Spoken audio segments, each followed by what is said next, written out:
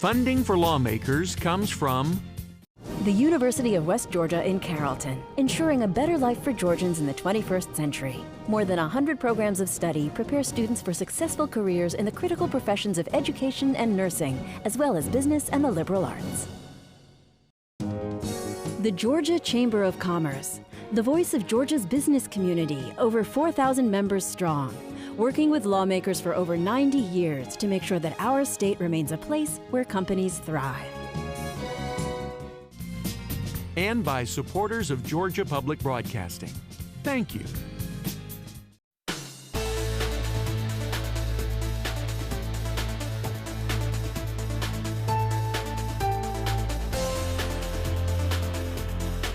Coming up on Lawmakers, hours of debate in the House over 2 property tax measures. We take a look at legislation that would make it a crime for lenders to sell subprime mortgages to a third party. And we'll talk with Tom Crawford of CapitalImpact.com for his thoughts on This Week Under the Gold Dome. Those stories and more are coming up next. Live from Atlanta, this is Lawmakers. Here are your anchors, Wandy Lawson and David Zelski. Hello, everyone. Also on tonight's broadcast, the Senate votes to require the use of seatbelts in pickup trucks, but with an exemption for farm vehicles. And today was Georgia Day under the Gold Dome, but first our top story tonight, the House fails to pass one piece of property tax legislation. The House today agrees to cap property tax increases, but only for 2 years. Although House Bill 233 passed, a resolution that would have allowed voters to put the 3% annual cap on property taxes into the state constitution failed to get enough votes. Representative Ed Lindsey told the House that adoption of House Resolution 1 would not negatively impact local governments. The one concern that I've heard from school boards is that some of the school boards have a 20 mil cap. Well, the Constitution also says you can remove that cap simply by holding a referendum. In the enabling legislation that accompanies this bill, we provide for an expedited way in which the local school board can do just that. They can do so simply by voting by majority for a referendum and holding it 45 days thereafter. If you want to be a part of laying off firefighters and policemen, vote for this bill.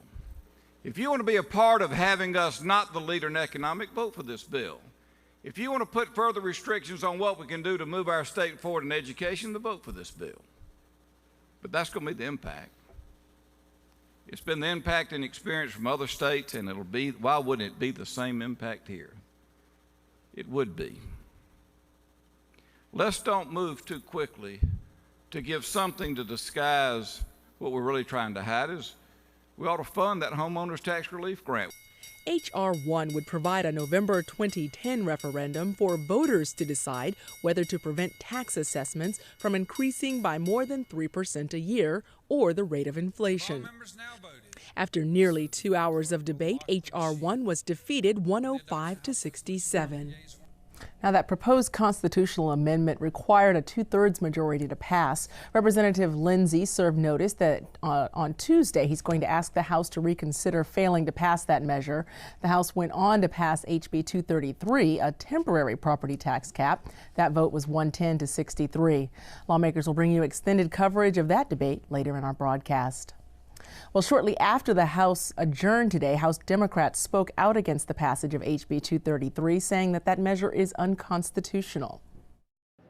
The statute is unconstitutional. You can't do by statute in a temporary time frame what has to be done by a constitutional amendment. And I think statutorily to have a bill that says that because of the circumstances of the economy, then we can offer some alternative as it relates to tax relief is unconstitutional. And you have to have uniformity and equity as it relates to tax assessment. So with that in mind, I think this is a way to throw the public off. Again, they know that in this situation as we have it today, it requires a constitutional amendment. They can't muster that up, so they're trying it statutorily. And we feel very strongly that this bill does not meet constitutional muster. And in effect, what they're trying to do is cover up the fact that we're not funding the homeowner tax relief grant. Democrats say they will continue to challenge the measure as it moves through the Senate. They stopped short of threatening a court challenge, though, saying that they would prefer to resolve this matter in the General Assembly. Also this afternoon, House Majority Leader Jerry Keene chastised Democrats for not supporting HB 233 and H.R. 1. Those were the two property tax measures voted on today. Today's actions were really disappointing. I really had hoped for more from the minority party, because I think it's a hard vote to go home and explain. Every single county that has put a ballot measure out there to, reduce or streamline or simplify, or any term you want to use, or freeze assessments or floating homestead exemptions that would bring property tax relief, has passed every time and passed overwhelmingly. There's not a single case where they haven't passed. My challenge to the naysayers, which are really the leaders of the Democratic Party and the special interest lobbying groups for local governments, what are they afraid of? How to protect Georgia homeowners at risk for home foreclosure is at the center of two measures under consideration in the state Senate. Lawmakers Valerie Edwards spoke with the co-sponsor of one measure designed to punish traffickers of subprime loans. She is standing by live at the Capitol with the details. Valerie. David, to get an idea of what a community in foreclosure looks like, earlier today I walked around one Atlanta neighborhood with State Senator Vincent Fort. Here's what we saw. On one street of approximately 25 homes, more than half were boarded up or had auction signs or for sale signs in the front yard. Senator Fort, along with Senators Thompson, Reed, and Stoner, is backing a bill that would make it a crime for lenders to sell subprime mortgages to a third party. Here he is speaking from the well of the Senate floor earlier today on Senate Bill 54. As assignee liability. And I know I see the lawyers out there, and your eyes started glistening over when I used that term. Big word. I don't know much about it, but all I know is assignee liability says if I steal from you or I do something abusive to you and I sell it to a third party, that third party is responsible. And I'm going to hate to have to tell Mr. Franz I can't do anything for you because your loan's been sold to Wall Street. But that's what I'm going to have to do. Georgia is number 5 nationwide when it comes to home foreclosure rates, with Metro Atlanta leading the state. Rounding out the list of top 10 states with the highest home foreclosures are Nevada, California, Arizona, Florida, Oregon, Illinois, Michigan, Idaho, and Ohio. What we're seeing out here in the community are homes that have been foreclosed on. What you see is a tsunami of foreclosures, and it's an issue that has to be dealt with, because when a home is foreclosed on, when these many homes are foreclosed on, it disrupts families, but it also puts stresses on city and county governments that have to come out, clean up. It puts a stress on other property owners because it hurts everyone's property value in the neighborhood. So it's not just a foreclosure of one house, it's really what we have are foreclosed neighborhoods. Under Senate Bill 54, creditors would be barred from flipping a home loan, and high-cost borrowers would be required to get counseling from a HUD advisor on the risk of taking out a high-cost loan. Any person found in violation of SB 54 would be subject to actual as well as punitive damages, including a fine of $1,000 or 6 months in prison for each violation. There is one other foreclosure measure being debated in the Senate. SB 57, authored by Republican Bill Hamrick of Carrollton, allows renters, to remain for up to 60 days in a home which has already been foreclosed upon. Both measures have been referred to the State Senate Committee on Banking and Finance. Reporting live, I'm Valerie Edwards for Lawmakers. Okay, thanks for that report, Valerie. Well, the Senate today voted to require the use of seatbelts in pickup trucks. Currently, Georgia law exempts drivers of pickup trucks from mandatory use of seatbelts. Senate Bill 5 sponsor, Senator and Dr. Don Thomas explains the need for the change. I don't want the blood of a single death on my hands for not doing the right thing. And Indiana is the only other state that had not passed it until last year, and already it's estimated that 200 lives will be saved in Indiana just by buckling up. Now, Senate Public Safety Committee Chairman Jack Murphy took a moment to express his frustration with the House not taking up similar bills in years past. He explains that this is not the first time a seatbelt measure from Senator Thomas has passed the Senate. The senator keeps bringing the bill because he is passionate about it, and he's bringing the bill before us to get us to move it across the hall. We're moving it across the hall, but he can't get even a hearing on it across the hall. So I would urge our members across the hall there to hear this legislation and at least give him an up and down vote on this legislation.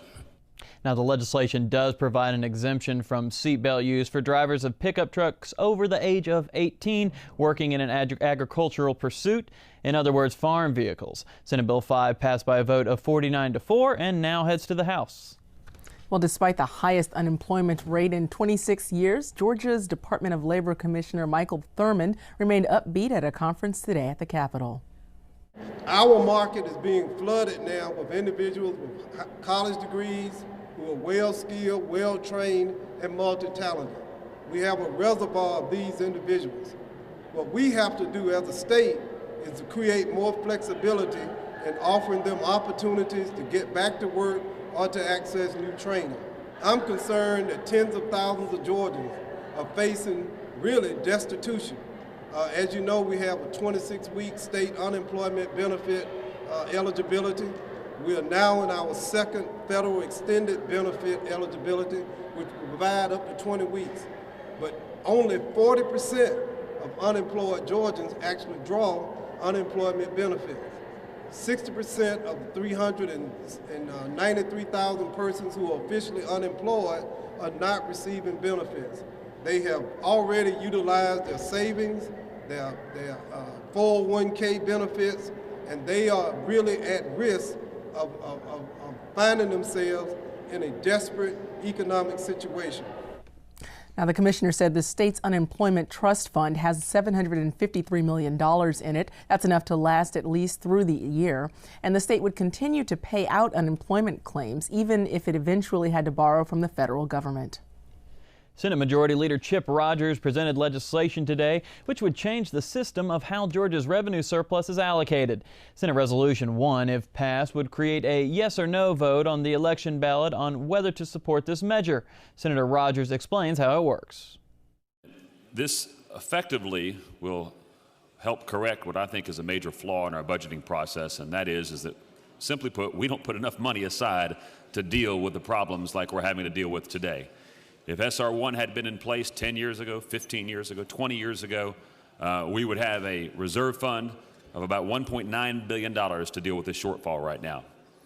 This simply says that when we set our budget and tell the people of the state of Georgia what our needs are, if they send us more money than is necessary to pay for our budget, they will take that money, first fund education, and if there's additional money beyond that, we will put it into the reserve fund up until a point that reserve fund hits 10%.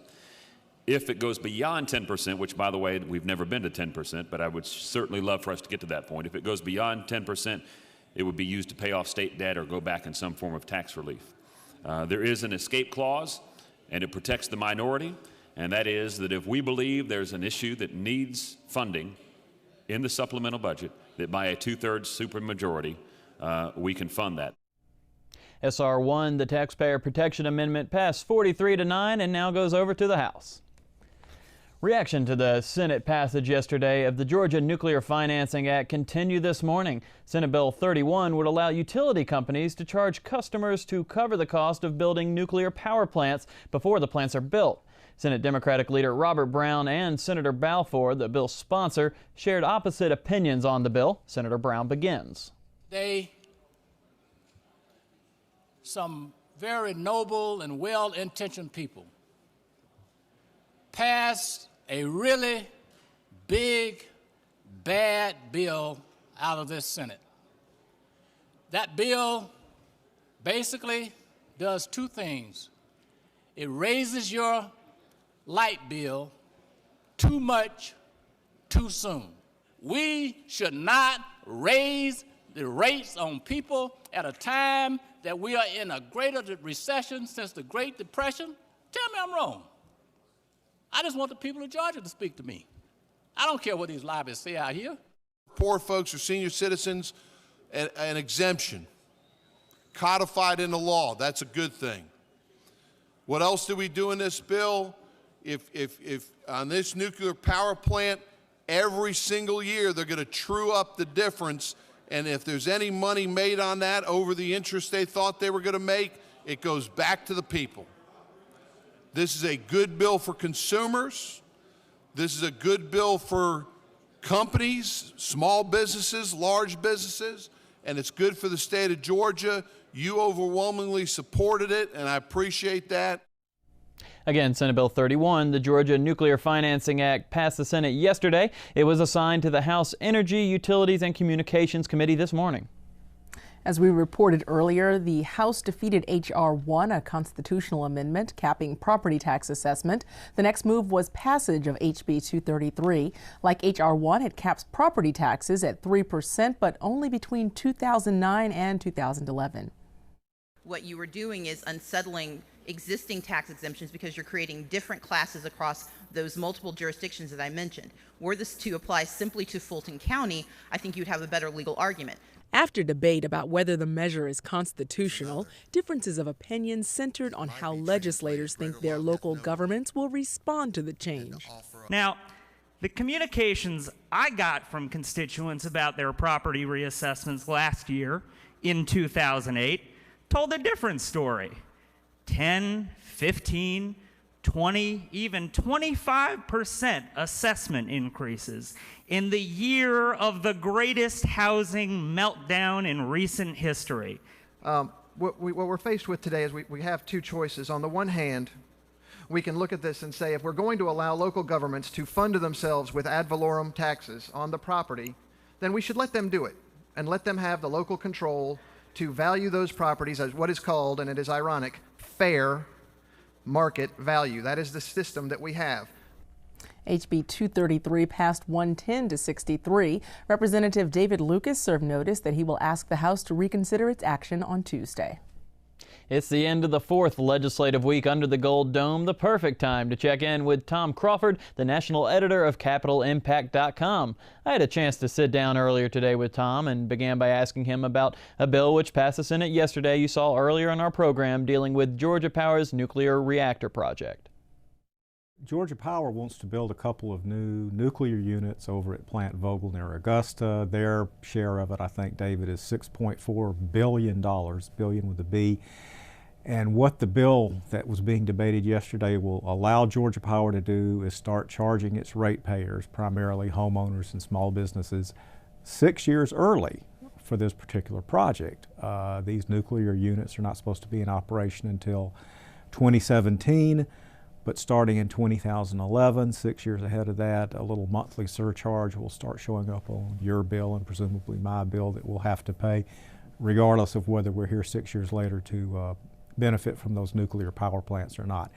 A lot of hot debate in the Senate yesterday, but it did pass by a fairly overwhelming margin, and it's over in the House now. Don't know if it's going to go anywhere there or bog down in committee or what, but that's one of the most talked about bills, I think, of this session. And there was a lot of opposition, many people saying that Georgia Power was going to do this regardless of this bill passed or not. Well, that's true. They have already applied for this right to start charging early to the Public Service Commission, which is now considering their application, and they're going to rule on it sometime next month. But I guess they're making sure all their bets are covered. They also had this bill introduced that would basically tell the PSC, regardless of what you decide to do, here's how we're going to treat Georgia Power. So you've got quite a lot of opposition among the environmentalists and the consumer groups on one side, and of course Georgia Power is a very politically influential company in Georgia politics, and they can get stuff moving when they want to. A bill to double the homestead exemption ended up passing last Friday, along with HB 143, the homeowners tax relief grant. It was reconsidered on Tuesday. There was no reconsideration, or the reconsideration vote was there, but it ended up passing. They decided not to reconsider the bill, Yep. But now it's supposed to go to Governor Perdue. And what have you heard about what he's going to do? Well, he tried to eliminate that money from the budget in the first place. This bill tries to put the money back, but Governor Perdue has given every indication in subtle ways, that he's going to veto this bill when all is said and done, because his feeling is we can't afford to pay the $428 million it would take to give to all the local governments and fund this particular property tax break. Not when you've got, what, $2.5 billion to make up in the budget. So if I were a betting man, that's how I'd bet right now, that the governor will, at the end of the session, veto those bills, and the legislators will say, well, we tried, but we couldn't overcome gubernatorial veto. One national story we can't ignore is the peanut thing going on in Blakely County. And, I guess people want to know, what is the legislature's role? What can they do? And also the agriculture commissioner. Everybody wants to point fingers when things like this happen.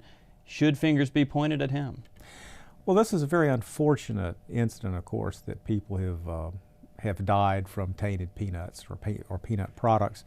I do know that for the last several years, Tommy Irvin, the agriculture commissioner, has gone to the General Assembly and he's asked for additional funds to put more inspectors out there on food processing plants, and which would have presumably also apply to the Peanut Corporation of America.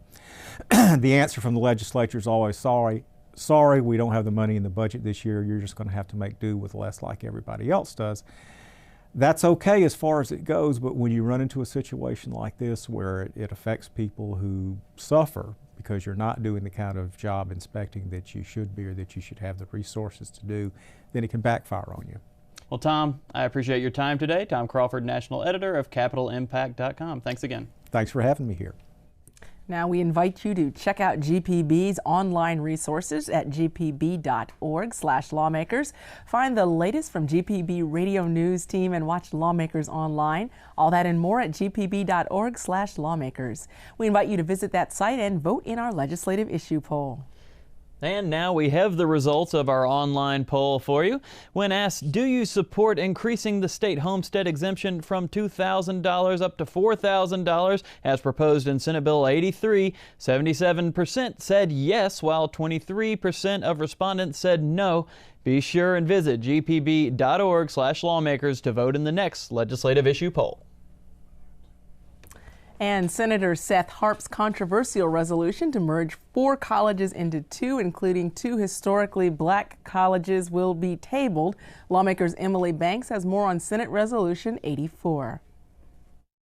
Senator Harp told the Senate Higher Education Committee yesterday that he plans to table Senate Resolution 84 until a study committee can look at the effects of such a consolidation. The resolution will likely be tabled until next year. Senator Vincent Fort criticized Senate Resolution 84 last month. And I understand there's some work to try to arrive at a situation where we can study the issue, and that study is very much needed. It was needed before now, because one of the things that concerned me in this discussion, in this debate, was the lack of documentation. The lack of documentation as to cost savings. Up to this point of time, we have not received anything approaching any details, one shred of documentation, which speaks to the issue of cost savings. The committee also gave House Bill 157 a do-pass recommendation, revising the funding relationship between the Georgia Lottery and the Hope Scholarship. Currently, if funds in the lottery accounts dip below a certain level, the scholarship benefits are reduced. Reporting for Lawmakers, I'm Emily Banks. House Bill 157 has already passed the House and moves to the Senate Rules Committee. The Five for Fighting package of legislation continued to be revealed today. Senators Lester Jackson and Ed Tarver took the well on a point of personal privilege this morning to further explain the Democrats' bills that aim to help veterans. Senator Jackson begins. We need to change the definition of a veteran, which currently states that a veteran is one who served prior to 1975. We have veterans serving right now. They gave their lives just this past year. They gave their limbs just this past year that cannot receive benefits. We need to bar direct service funding cuts to veterans without 2/3 vote from the House and Senate and signature of the governor. We need to reopen the Georgia War Veterans Home, where veterans were evicted from 2008. The federal government we lost in federal government aid $1.3 million. We, as Georgia citizens, we as public servants, need to do more for those that did so much for us. I would encourage you to consider provisions, and two that I have in mind are provisions that would require schools that enroll 30 or more veterans to offer an advisor to the veteran population in order to aid in the adaptation to the school setting, to help them cut through red tape, and to access benefits outside their agency. I would also ask that you consider provisions that would insist that schools provide combat to classroom transition programs in order to ease veterans from combat role to classroom life. The anniversary of the founding of the colony of Georgia was observed in a ceremony at the Capitol today. Georgia's royal charter and a copy of the Declaration of Independence were on display. Lawmakers' Andrea Hummel-Shelton has more. Today, February 12th, is Georgia Day. It's the day that Colonel Oglethorpe landed in what would be called Savannah for the colony of Georgia. And it's also the day that we bring the Royal Charter creating the colony from the state archives, and we put it on display one day a year, along with the Declaration of Independence. So we have our birth record as a colony, as well as our birth record as a newly formed state as part of the United States. Having this charter and having the Declaration of Independence and celebrating Georgia Day just reiterates Georgia history to me and everything that our state has gone through in the past 34 years. And it's a very special day, and every Georgian should take deep interest in the Capitol here, how we come to be here, the great events that occurred, the Revolution, the Civil War, and the fact that both of these documents managed to survive through all of that, I believe shows Georgians do care about their history. Also on hand were representatives from the Georgia Military College, which has a special connection with the founding of Georgia. You know, the Georgia militia, which is now the modern-day National Guard, traces its history all the way back to General Oglethorpe and the militia that protected the fledgling colony of Georgia against the Spanish and the other threats that threatened them in that day, just as the Georgia National Guard protects the state against the threats that threaten Georgia today, whether it be terrorism or natural disasters. So that we feel a very close kinship to our predecessors in that regard. The importance of Georgians coming to visit us on Georgia Day is so they can learn, if they're not aware, of our state's history. Georgia's royal charter and copy of the Declaration of Independence will return to the state archives until next year. Reporting for Lawmakers, I'm Andrea Hummel-Shelton. And just a reminder, the Georgia General Assembly has adopted a 3-day-a-week schedule for the next 6 weeks. We will continue to bring you all the latest Capitol news on those legislative days because the General Assembly is in recess tomorrow and Monday. Lawmakers returns on Tuesday, February 17th at 7 p.m. And if you have missed any part of this Lawmakers broadcast, tune in tomorrow morning when Lawmakers repeats at 5:30 a.m. Here on GPB television. You can also see the episode of Lawmakers at 7 a.m. on GPB Knowledge. GPB Knowledge is available to those with digital television receivers at 0.3 of your local GPB transmitter. For example, 20.3 in Augusta or 8.3 in Atlanta. You can also keep up with all of the action under the Gold Dome Daily on your local GPB radio station during Morning Edition, All Things Considered, and Georgia Gazette. Well, coming up on GPB television, This Old House. That's next here on GPB. And just in the nick of time, that's our broadcast for the 18th legislative day of the 2009 session of the Georgia General Assembly. I'm Nwandi Lawson. And I'm David Zelski. Join us Tuesday at 7 p.m. for the next Lawmakers. Have a great weekend. Good night. This has been a production of Georgia Public Broadcasting.